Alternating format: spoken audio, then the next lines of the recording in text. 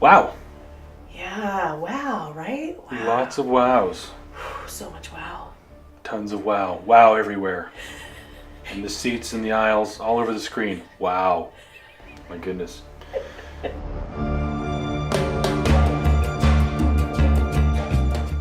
Today we're talking Avengers Infinity War. This movie and its sequel coming out next summer are what everything in the Marvel Cinematic Universe has been building to. These past 10 years. Oh my goodness. 10 years worth of film. This movie, directed by the Russo brothers, who also did Captain America's Civil War as well as Winter Soldier. They did a great job directing this film. They really managed the script. I mean, there was so much going on, but they handled it so well. The story is just bursting with characters. Everybody's in it, just about. Yeah, there's a lot going on in this movie. And I felt this movie was better than the previous two Avengers films, which we really enjoyed. Yeah, I felt like this movie was really good. It was an emotional and intense film. You know, the movie starts off with this, like, kind of massive punch to the gut. Right. And the punches just keep coming throughout the movie, and especially at the end. But even with all that intensity and the emotion of it, this movie still has the humor that you've come to expect from other Marvel movies. And the humor in this movie is provided particularly by our favorites, the Guardians of the Galaxy. Rock on, Guardians. Spider-Man, and even Thor, and, of course, Bruce Banner. Right. The movie also features some great interactions between Tony Stark and Dr. Stephen Strange. It was really great to see these two colossal, magnificent actors, but then these characters with these two gigantic egos. They're just going head to head, and kind of the conflict, but also respect that builds up, over the course of the film. Right. They did really well handled by Robert Downey Jr. and Benedict Cumberbatch. And like we said, there's a lot going on in this movie, and it's pretty long. Yes, this is a long movie. It's just short of 3 hours. Yeah. But it never feels dull. At least it didn't to me. And more important, it doesn't drag. Yeah. The action in this film was some of the most spectacular stuff I'd seen in any movie, and especially for the Marvel films, which is a tall order and a very high bar. There are some characters in the show who get a lot more attention than the others, but this isn't a movie where they're trying to give equal time. There are some story points and characters who are the focus. Right. The side characters, they definitely are treated as side characters.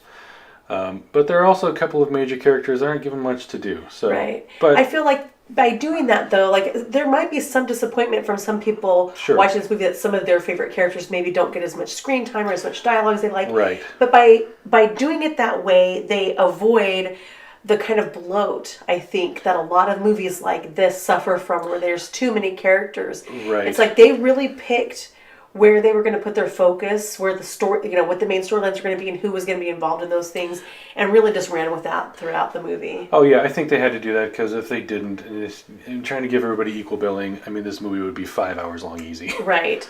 What I really appreciated about this film, I appreciated a lot of things about it, but one of the things I really appreciated about it was that all of the characters feel like they're picking up where we last saw them. Yes. So nobody's regressed. Some of these, it happens more so maybe in TV shows that we watch, but sometimes it feels like from season to season, like characters take steps backwards. Right, and or just do like something completely off. It's like they hadn't learned anything, or like the character development that happened in the previous film or the previous series season just disappeared, and that did not happen in this movie. No.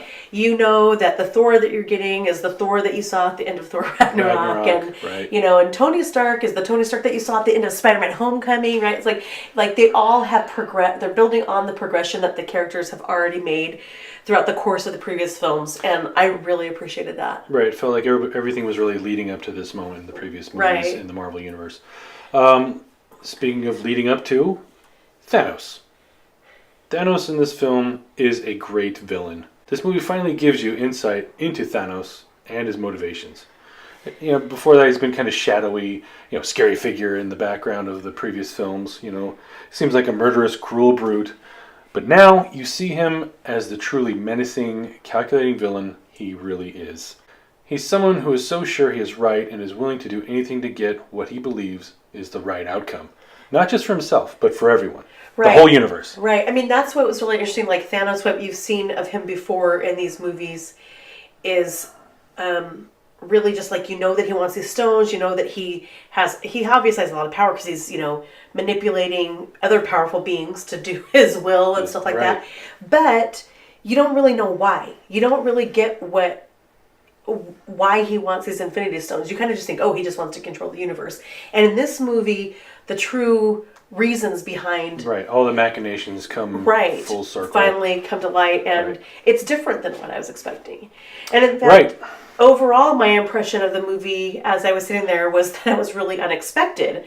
I mean, I expected it to be great, and it was great, but in terms of where the story went and how it developed, it really didn't go the way that I was thinking it would in almost any respect.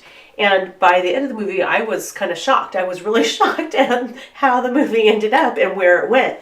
Pretty stunning. Like we said earlier, this movie, it doesn't really suffer from the kind of bloat you sometimes get with these movies, but there is a lot going on. And the other thing I really felt, when the post-credits scene ended, and make sure you stay for the post-credits scene. Yep. When that ended, I immediately was just thinking about how I need to go see this again. Right. Because there is a lot going on, and I feel like some of it I just missed. But the good news is I want to see it again. It's not annoying to think about going to see it again. No, it's exciting to think about going to see it again because it's just a really good film. Right. I mean, I'm looking forward to see it again, possibly a third time in the theater. Definitely see this in the theater.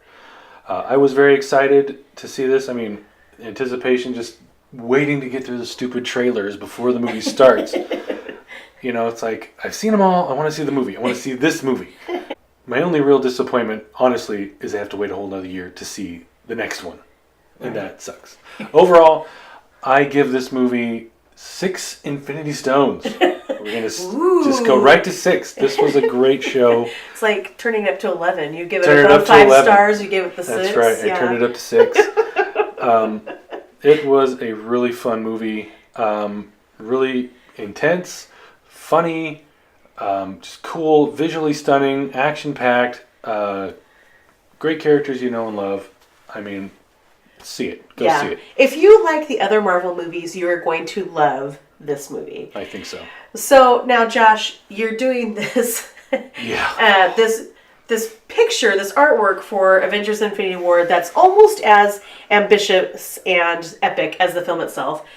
So much so, in fact, that we couldn't fit all of the work that he's done so far into this first video. No. So just like Marvel, we're going to split this baby into 2 parts. Right.